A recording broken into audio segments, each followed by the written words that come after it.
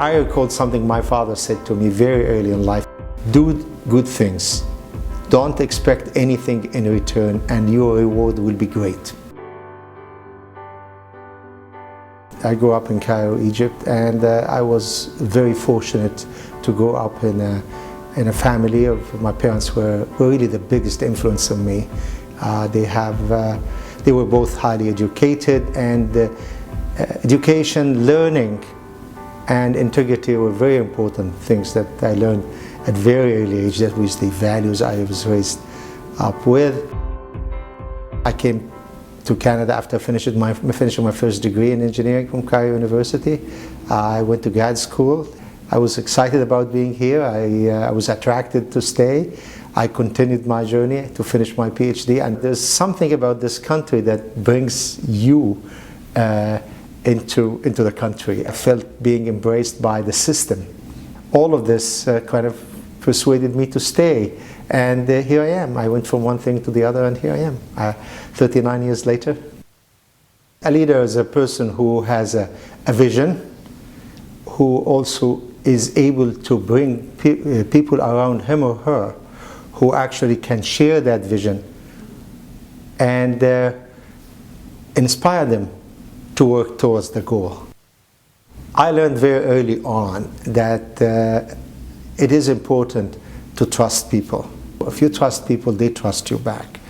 And if you work hard, this is always get recognized. And I feel that I was given incredible opportunities from day one.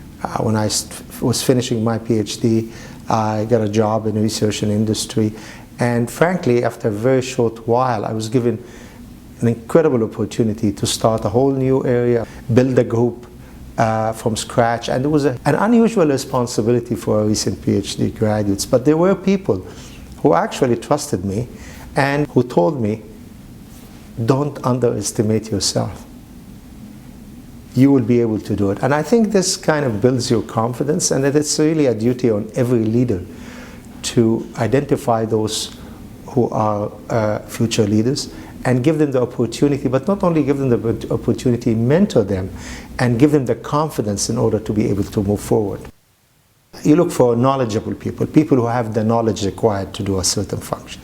But knowledge by itself is not enough. You need with the knowledge the drive. I always say nothing gets done unless there's a champion who's going to do it. Okay, so you need the knowledge, you need the drive, you need the interpersonal skills and the ability to work with people with diverse background.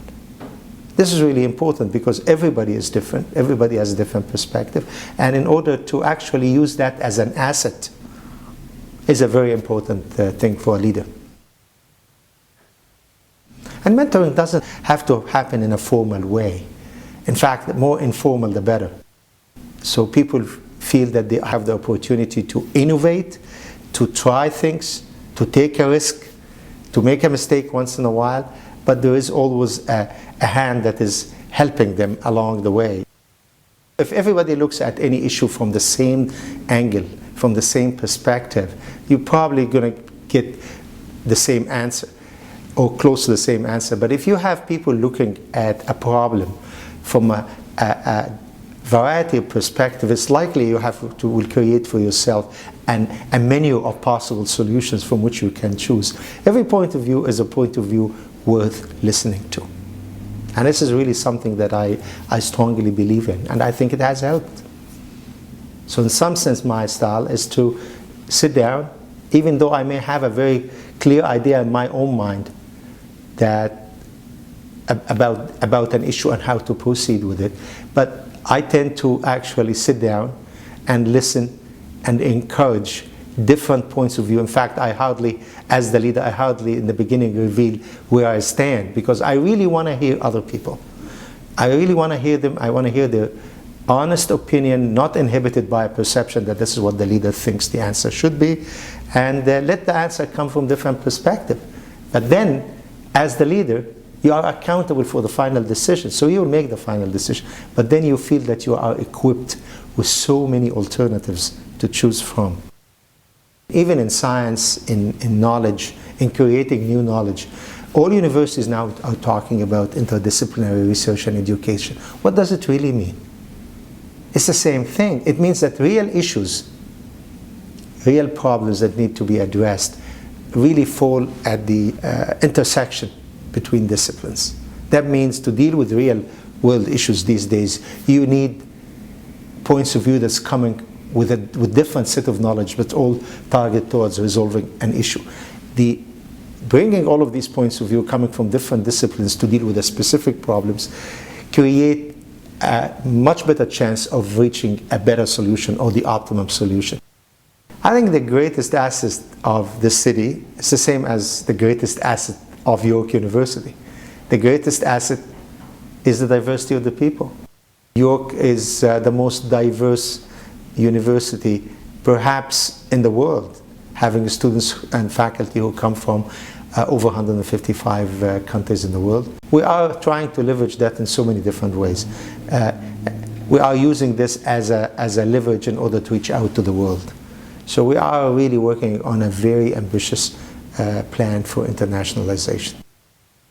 Any entity with a population like this, with the diversity of that population, I think this is the real strength.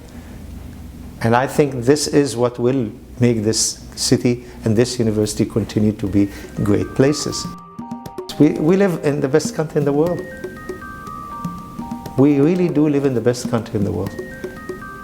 And opportunities are limitless.